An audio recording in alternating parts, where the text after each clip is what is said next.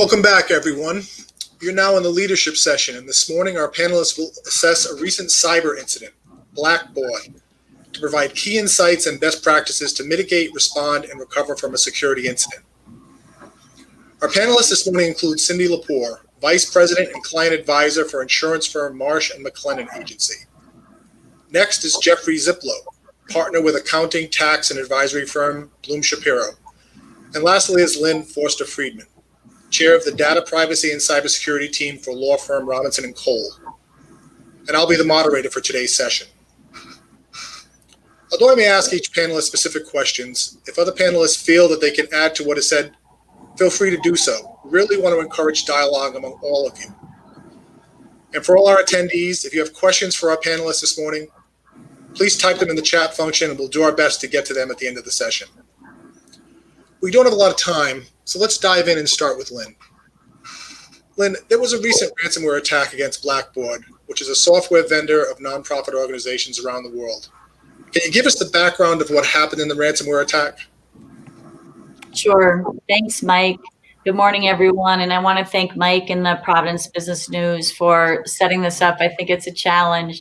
So thanks for doing that and including me in this panel. I'm happy to be with Jeff and Cindy this morning. So, Mike, as you said, Blackbaud is located in South Carolina. It's a software company that provides a software tool primarily to not-for-profits. And it's designed to help them with their donor base and their development. So it's a tool that those development teams can use to keep track of their donors and to determine strategy around development. It's called Razor's Edge, and they have a significant market share in this space.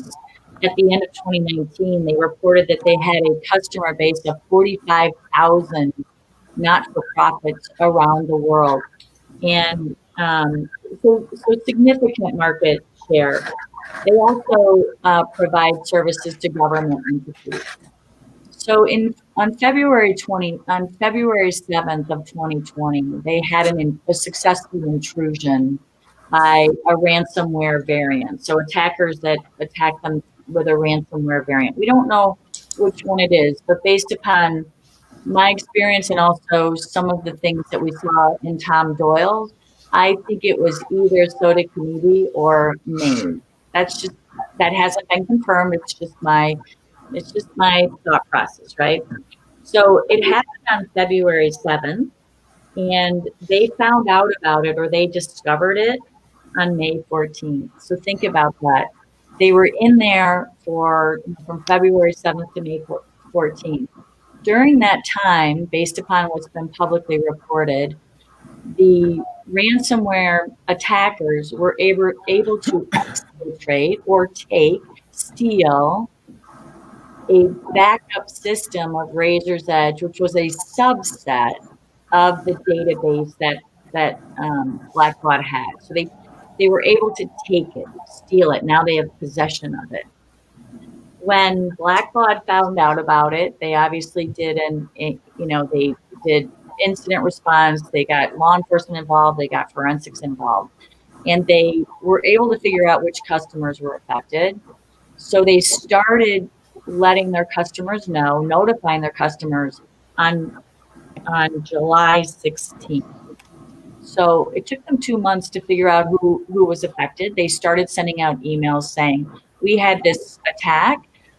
Note that they said, and they continue to say that no social security numbers or credit card numbers were affected. Those were all encrypted at rest. It looked like it was a legitimate customer activity, so they didn't catch it as quickly as they wanted. So these ransomware guys requested a ransom because they had the data. And I'm sure, I don't know this, but based upon my experience with these types of attacks, when they exfiltrated the data, they threatened Blackbaud, probably, that they were going to leak it on the internet, just as Tom talked about in his keynote. And as a result, we do know that Blackbaud paid a ransom for what we call a certificate of destruction, or an email of destruction or some confirmation of destruction. So pay us the money and we'll destroy it. So people always go, well, how can you trust these guys? They're cyber criminals. But as Tom said, we have been watching these ransomware attackers. And in particular, I want to just mention Maze quickly.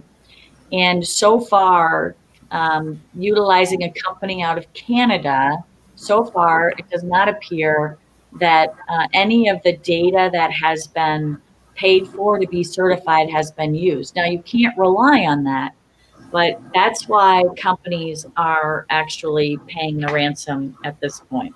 So they paid the ransom. They were shown, they were given some sort of confirmation, and they're monitoring the dark web for any leakage of the data. They've notified the UK, the United Kingdom Commissioner has confirmed that 125 companies in the UK were affected, and we know that hundreds in the United States have been affected. Well, every company's worst case scenario there. What was the response of the customers of Blackboard, and what were their legal obligations following notification by Blackboard of the incident? So I'm helping more than a handful, multiple clients with this, and I'm sure as I have, many of you have received an email from not-for-profits that you've given money to that talking about this incident. When the customers are advised of the incident, it's their data. They have an obligation under 50 state laws. And if you are a not-for-profit healthcare organization and you're covered by HIPAA, you have to determine whether or not you have breached notification requirements. So most of these entities either looked at their own instance of Black Law to determine whether or not there was any personal information included in the backup. And many received an actual copy. They did forensic examinations, determined whether or not there was any information that would fall within one of the 50 state data breach laws. And many companies have found that there was information in there, such as health information, social security numbers, and many companies are sending out notification letters. When you send out notification letters, you many times have to also notify the regulatory authorities. So it's a big deal for these customers when their vendor was the one that actually had the incident, and yet now they have to notify regulators such as state AGs and the Office for Civil Rights if you're a not-for-profit healthcare organization. It's a big deal from a vendor. Absolutely. So how are organizations confronting the costs associated with this vendor security incident? Is something like this insured? In many instances, insurance will cover the payment of a ransom. Obviously, in most instances, cyber liability insurance will cover the response, the forensics, the notification, and in some instances, we're setting up call centers, just like we would in a regular data breach. So insurance is really key here, and I know Cindy's going to talk about that in a little bit. Some don't have insurance, and so all of this is out of pocket.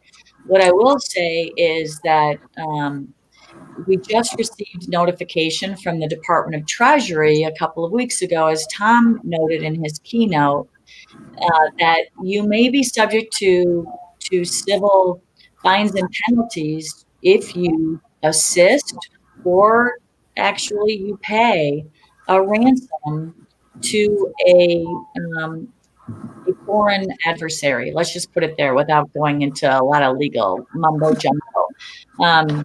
So this is really going to it's going to change a lot of the way businesses are looking at the risk, because they might be subject to fines and penalties. On the other hand, to pay for a certificate of destruction so that all your data isn't leaked on the internet, let alone the dark web, it's going to be a very tough thing for companies going forward. But as of right now, we'll probably see that insurance at times is applicable for data breach response, but I think we're going to see a whole different scenario when it comes to paying for ransoms in the future. In Blackboard's case, I'm wondering, given the damage, would you suspect it was a 7-figure payment? I don't know, but based upon what I'm seeing with our clients and seeing in the industry, I would not be surprised if it was 7 figures. Right. Yeah. Mhm. Cindy, for an organization that has a cyber insurance policy, please explain how the organization would report the incident, what they could expect, and how the incident should be handled. First, I want to thank everybody for joining this morning, and thank you, PBN and Tech Collective, for having me. And I enjoy being with Jeff and Lynn this morning also. So thank you. It is my 3rd year back, and albeit different, right? Which creates a little bit more risk for everyone, as we know. Absolutely. So, yeah. So as part of your cyber risk strategy, many organizations now have cyber insurance policies, and these policies should respond in instances like the one that we're discussing this morning. So first, you want to, in your incident response plan, you want to have that carrier phone number and email ready for when you believe that you have an incident. These are very complex, as Lynn explained, and also we heard from Tom earlier this morning, and the sophistication of these ransomware attacks and attacks on our businesses today are really just increasing and becoming more complex. And they're really capitalizing on, preying on us as victims. So with the insurance number, you would call the carrier, report that in, and the carriers have pre-approved panels for crisis response, right? To respond to these. So that consists of forensics, legal, public relations, notifications, and third-party monitoring in cases where the personal identification has been taken. Lynn alluded to that earlier. So they have to set up actual call centers to be fielding those calls for individuals like ourselves that are personal identification information. So forensics will start. They'll find out, where did they get in? How did they get in? What data did they, grab? They'll coordinate with legal and PR to start the whole process, so that legal can determine what states globally, GDPR regulate any kind of compliance and regulatory fees, anything that's going along with what's been taken from the organization is worked through this group. Then they plan the notifications, they take the reporting, so they've discovered what happened, they try to mitigate it as quickly as possible because it's in the best interest of everyone, the organization, so that all the data isn't released to everyone, as well as the carrier regarding payment. So ransomware, the coverage is in the policy for ransomware. If they have to negotiate because there's not a bad backup, if they've exfiltrated data, or if they're so deep, they really need to do this. And again, they're paying these ransoms. And we heard Tom say that, 80% get their, data back, or maybe a certificate of destruction. But that's not always the case for everyone. However, having a insurance policy will help you, from a response and financial perspective, to help you, along with all the other things that you have in your cyber risk toolbox, to really, help you safeguard your organization. And what should organizations be aware of when they're purchasing, reviewing, or renewing a cyber policy? So there's many things that should be included in a comprehensive policy. So you want to make sure that you have cybercrime and fraud. You want to make sure that you have ransomware and extortion, as well as business interruption, systems and software recovery, notification, legal liability. You want to make sure that that's all included, and you want to really look at it and make sure there's no exclusions around, phishing or social engineering, and make sure that you have, the limits of coverage that you need as an organization. So when you're evaluating your cyber risk, it's looking at all of your exposures and really understanding, where could the biggest impact on our organization, financially, our reputation, our brand, and what data is most important, and how are we protecting that? So it's very important, and as we've seen with this, is that this is a partner to many not-for-profits and very pristine higher educational and government. There's over 100 government agencies in the world using their cloud services platform. So this is a big deal, and organizations just need to be prepared that if their partners have a cyber incident, it does affect them. It ripples through to their organization, and now they have to respond. So, I recommend that all organizations have some type of, a cyber insurance, policy to help them respond as well and recover very quickly. Cindy, I would also echo the importance of social engineering coverage, especially with these ransomware attacks. 90% of them are coming through phishing attacks. 10% are coming through zero vulnerability attacks. That's like a off the cuff statistic of what I'm seeing, but the social engineering coverage is super important. Yes, and also too, through reading and through the FBI reports, they're saying that there's an uptick in the phishing because people are at home, and with everything going on, obviously all the uncertainty in this unprecedented time, people are working, they're multitasking, they're working remotely. We're all in it, right? If you have little ones at home, you're taking care of elderly, homeschool, work. They're using this because people want information about COVID. They want information about the election. They want, and it's just so much coming at us as once. It's making us an easy target. Let me ask you guys, so for a smaller company that they're worried about adding any costs, and so they have to weigh that, what kind of a cost are they looking at if they haven't looked at this as an option for them? So it really is it's relatively affordable, if I could say, for small businesses. It really is for what it's paying out. Now, as Lynn mentioned, and we are, seeing in the market, in the industry, things are happening with OFAC and regulations because we don't know where we don't want to really pay ransomware, right? These are criminals, right? And the second thing is that at the end, when they find out maybe where this money goes, because the FBI is investigating a larger, subset of all of these incidents, they know where that eventually goes, right? So the biggest thing I think is, for now, it's great for, small to mid-market businesses to have that. It's pretty affordable. You need to work on really your exposures, how well you're set up. Underwriting's taking, they're scrutinizing applications now because of what's happening and how much they're actually paying, when these ransomware or incidents were, in the hundreds of thousands. Now we're seeing in the millions.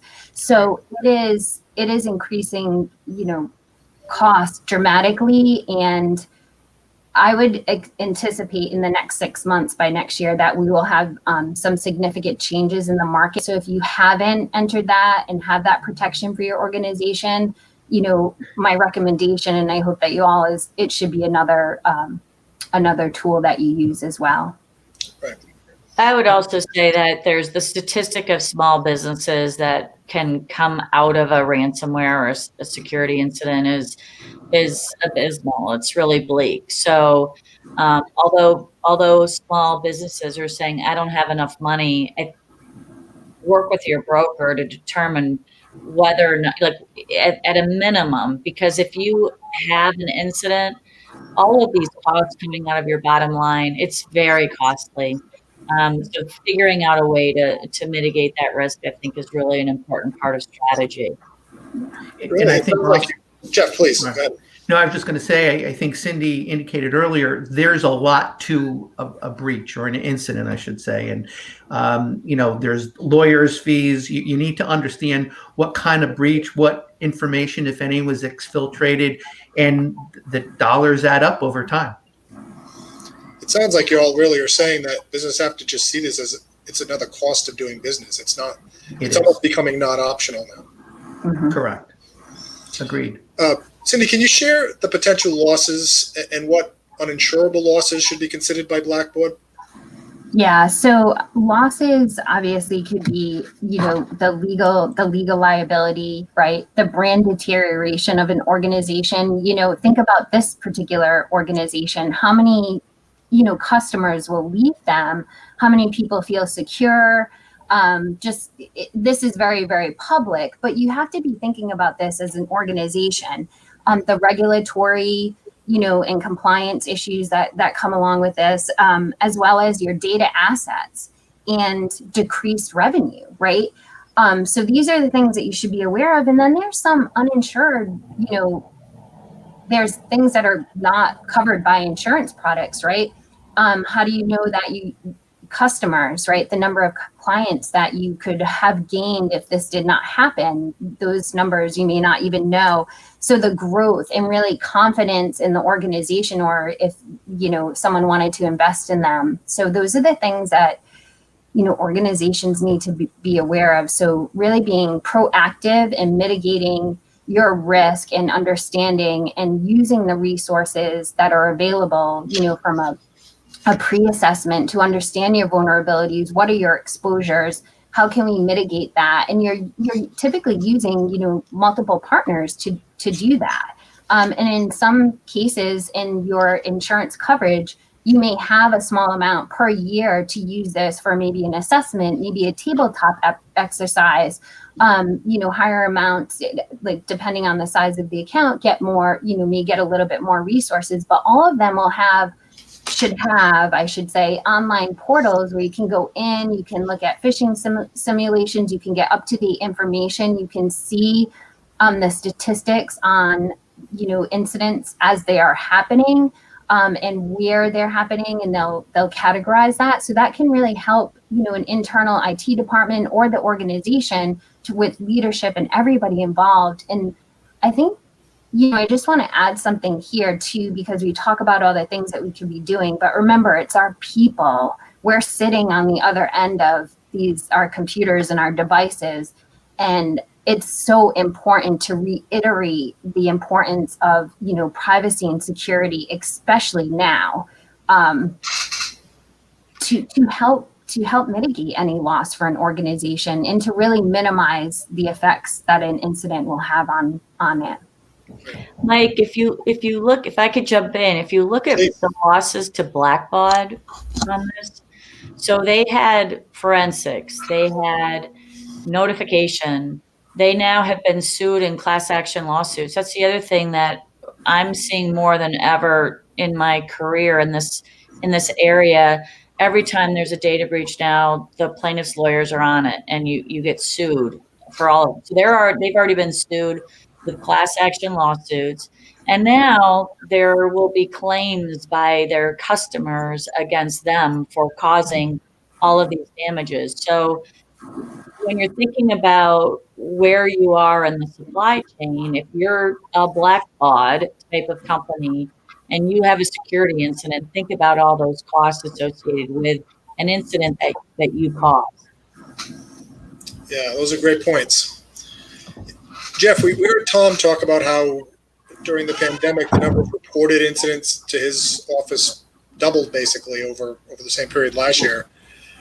Why are these attacks becoming so prevalent? Is it just the pandemic and increased vulnerability, or was it something that was happening before that? Well, I think it's been bubbling up. I was reading an interesting statistic that the FBI at the end of May 2020 saw the same number of attacks as the entire year of 2019. So, just to share with you, it is a major issue, as Tom was mentioning earlier today. Part of it is, we're seeing the stimulus program that the, federal government put into place. There's a lot of money out there. You have the PPP program, the stimulus checks, the enhanced unemployment checks. And so the attackers are looking at this and saying, how can I get some of those monies? So there's a whole new fraud effort in place that, trying to divert funds associated with these various programs. I think the other piece of this is the teleworker, right? when you think about it, teleworking has exponentially increased the attack surface. In the past, we really only had to, protect the office and the perimeter around our various offices. Well, now we've exponentially increased the number of offices we have, and those offices are teleworkers, and that's a very difficult task for people to be able to protect. It's just the landscape has changed so dramatically in such a short period of time, and I think that's an important piece, that we were thrown into this teleworking environment, and many people were not prepared, and thus some of the security defenses that we would normally have just weren't put in place appropriately. And then I'm sorry. I was going to say, just explain a little bit, if you can, how that has increased the risk. I mean, if you spread your workers out, they're working in their homes, they're working outside of the office, how does that increase the risk? Sure. Each worker now has typically their own network that they're on. And so, one of the things I've seen is that there are a number of people that are using their home computers to access the network to do work. Well, those home computers aren't necessarily secure. They may not have the most up-to-date antivirus software. They may not have the most up-to-date patches. And so there's a lack of control that was in place before, but now our IT departments are just trying to get people up and operational and losing track of and maybe not focusing in on the security implications of it. So, I would say the other piece of this, and Cindy alluded to it before, and I'm sure Lynn, it's in the back of her head as well, is people, right? People are very stressed out. In general, people trust other people. And so we're seeing a very sharp increase in the number of malicious phishing attacks. And those phishing attacks in the past, a couple of years ago, you could pretty much tell that something didn't seem to smell right. But now that's not the case. They look and smell just like, you're getting a phishing, an email from a coworker, from the CEO, and the like. I would also say that voice phishing, or some people call it vishing, right? Where a caller might call up and pretend to be your IT technical support person and convince you, the employee, that, because of a situation going on in the office, we need to disclose, or you need to disclose your password and any other key information. So these types of things are happening all the time, and people, unfortunately, are trusting. And so we need to, I think, as Cindy alluded to, we need to change that. And that's going to be a very important process of averting many of these attacks.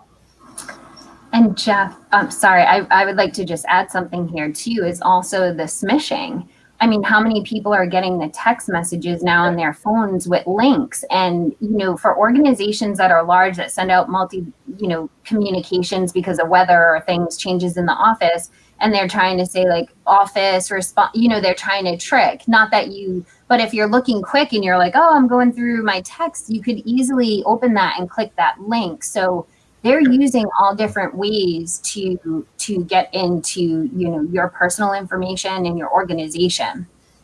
And one of the things, just to ask, sorry, Lynn, is that, you may think we were talking about smishing the text messages. You may think it's coming from someone, but you can falsify that. You can make it look like it's coming from someone else. There's software out there that anyone can download and make that happen. So, Lynn, I'm sorry, I didn't mean to interrupt. No, and you can buy emails that have a URL with just one letter off. You can just buy them, and they're actually compiling dossiers on companies. They're compiling dossiers on companies as far as the executives and email addresses. So again, if people think, well, it's not going to happen to me, they're targeting everybody. Right. Yeah. And Cindy, maybe you can respond to this, but Jeff mentioned about the threat of having your workforce spread out in their homes, everywhere else. Is that an insurance factor at all? I mean, if you have a workforce that people are working in their homes, does that impact you qualifying for insurance or the cost of insurance? So, technically they're your employees. So if the incident happens through the organization, they're part of that. They're, utilizing their systems or network.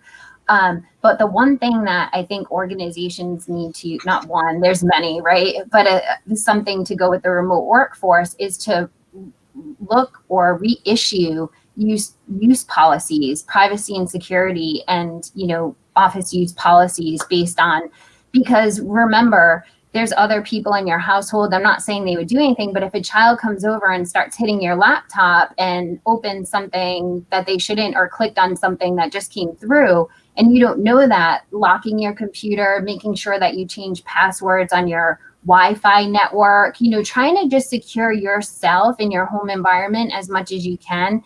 But when organizations push that information out, just a reminder, hey, we collect personal identification information, or you have this type of information.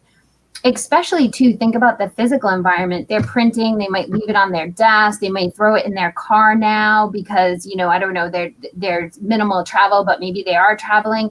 So just to remind people of what they need to keep secure, why they need to keep it secure, because it's the organization's responsibility to, if they're collecting any of that personal identification data or IP, they are responsible for keeping that secure.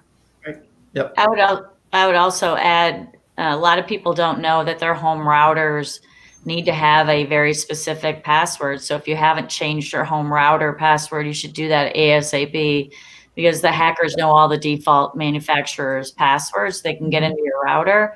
And then the other tip that a lot of people aren't thinking about are your personal assistants, like your Alexas and your Echoes. Now that you're working from home, all of your work data, if you have an Alexa or an Echo in your, wherever you are working from home, all of your confidential business information is going through that, is being recorded and is being mined. And the companies are allowed to do that because you accepted the terms of service. So a lot of people need to be aware of Internet of Things devices that have microphones and cameras in their home environments. Right. Thank you.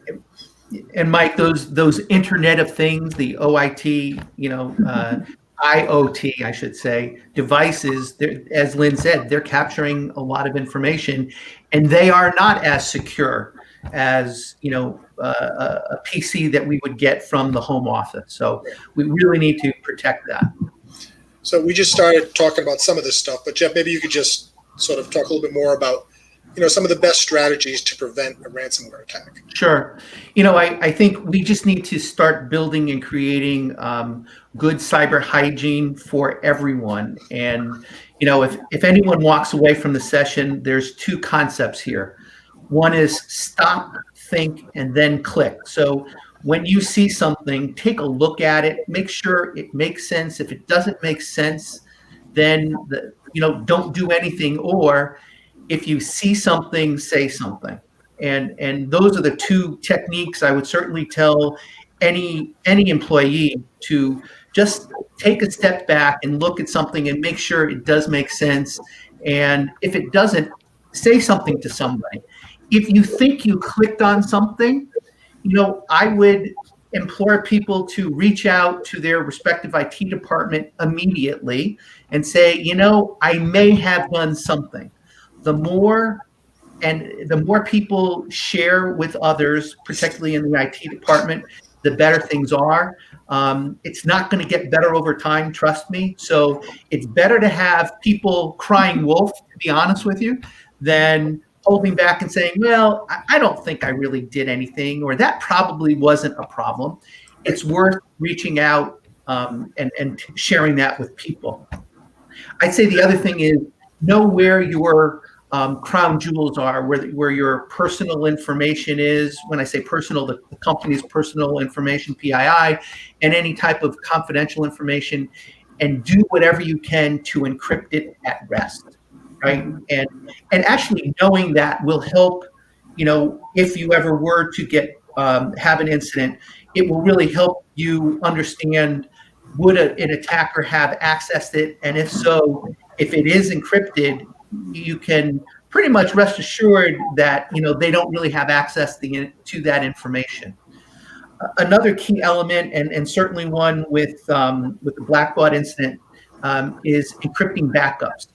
Our backup solutions, and I'm going to say across the board, all of them allow for encrypting the backup when the backup is formally saved, if you will. It's an extra step. It will take a little bit longer to encrypt a backup, but that's a good business practice to put in place and make sure that things are protected. Another item, another strategy, if you will, is start really taking a look at the next generation antivirus software.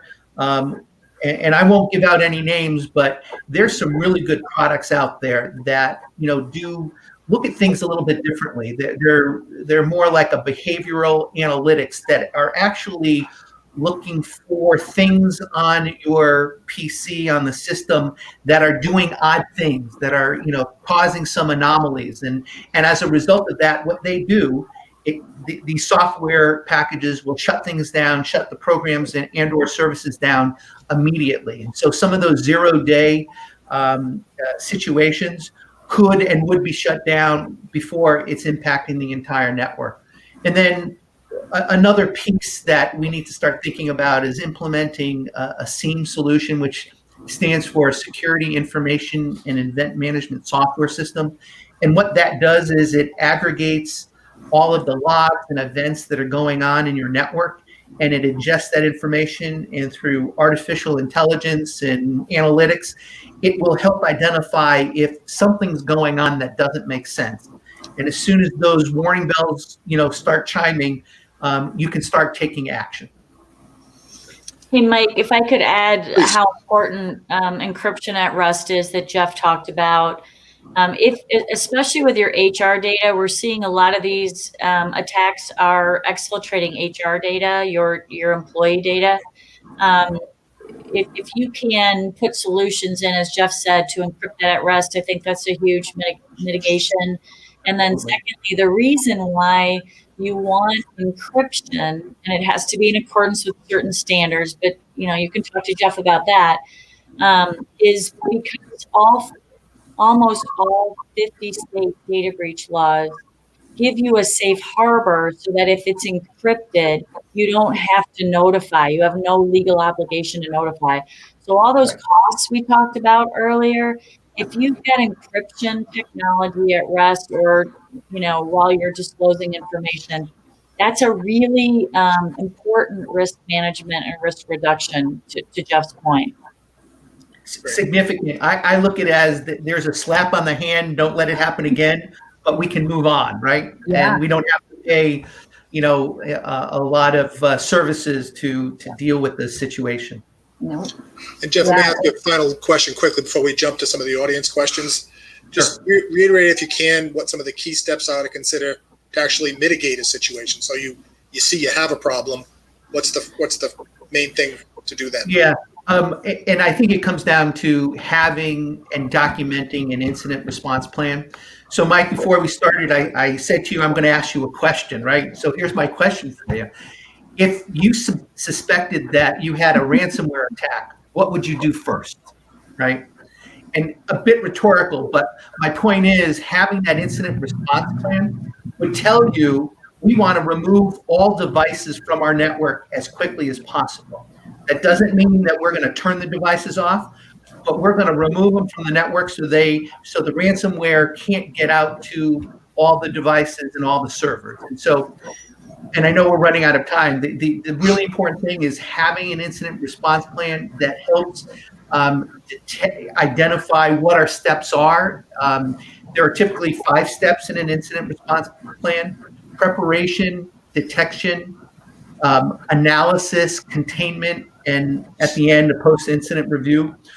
Those are things that need to be well documented so that if or when we have an incident, we're prepared and we can react accordingly. We don't want to have an incident and try to start figuring it out at the time. So I'll end with that. Thank you. Let's try to get to a couple audience questions here because we've got a few. So this first one is to Lynn. Lynn, why pay the ransom if the cyber criminals' access to the data still resulted in broad notification to the consumers, organizations impacted? Is the response to end users and associated impact really all that different? It's a great question. So most of the time when companies are deciding whether or not to pay a ransom, it's to prevent the widespread publishing of the information on the internet. So we have seen incidents, if you just check out Maze, we've seen incidents where Maze has actually published data and then the company pays the ransom and it's taken off the internet. So I think that's really the motivation at this point when they've already exfiltrated the data. Okay. And Mike, just so that we're all aware, this is a new standard for ransomware, right? I mean, this is, if we looked at this a year ago, even 2 years ago, there was, you pay a ransom, you get a key, you're done. But, and I think the FBI agent said it best that, there's double extortion. If you don't pay me the ransom, I'm going to put it out on the internet and give out that information. Yeah, it started about a year ago. Maze came out about last fall. Yeah. Okay, thank you. Next one, to anyone. So you mentioned that insurance companies have panels, but what if I wanted to hire a particular law firm or forensics firm? I'll take this one. No one minds, right? No, I recommend, because I've gotten to work with Lynn in the past, and so Jeff, and talk to your broker, see if the carrier has an open limit of insurance for that particular piece. Sometimes they do have an open panel limit of liability there, where they might give you, hey, you get like $100,000, so you have to inquire about that. You have to understand what product you are looking at or purchasing. So make sure that you ask that, because if it does happen, then you can, consider what the hourly rates would be and say, okay, I'm going to engage, I have Lynn, I'd like to engage her for my legal. I'd like to engage Jeff for my forensics. So, but you have to make sure that's there. Please don't just hire because you may be sitting there with the bill because they have their pre-approved panel and they wanted you to report that. And that's another reason why if I leave you with anything, please read your policy. It's going to be the authorized personnel on that policy that can report the incident, as well as how quickly it has to be reported. And then for them to, walk through their coordination to get you the right resources. I would just say get pre-approval. If you've got an existing relationship, many times you can get pre-approval, but do it before the incident, not at the time of the incident. Right. Good point. We'll see if we can squeeze in one or two more here. Please define social engineering. Who wants that one? Jeff, you take it. Social engineering is the ability for people to reach out and act as if they're someone else. So if I wanted to socially engineer an email, it would be me pretending to be a CEO. That's called spear phishing within the company. If I could, we were talking before about about vishing or reaching out via phone, and social engineering and talking to somebody about, hey, I'm the IT department and we need to get some information from you. So, there's a lot of information that's just out on the internet. If you go to Facebook, there's a lot of social engineering that you can do to get a lot of information just by looking at a Facebook page. So hopefully that helps. Yes, thank you. And we're going to have to wrap it up here. I want to thank you guys for a very informative and interesting conversation. A lot of food for thought for companies, for sure. Thank you very much, Mike. Closing session. Thank you. Thank you, Mike. Thanks. Have a great day, everyone. You too. Bye. Bye-bye. Thank you.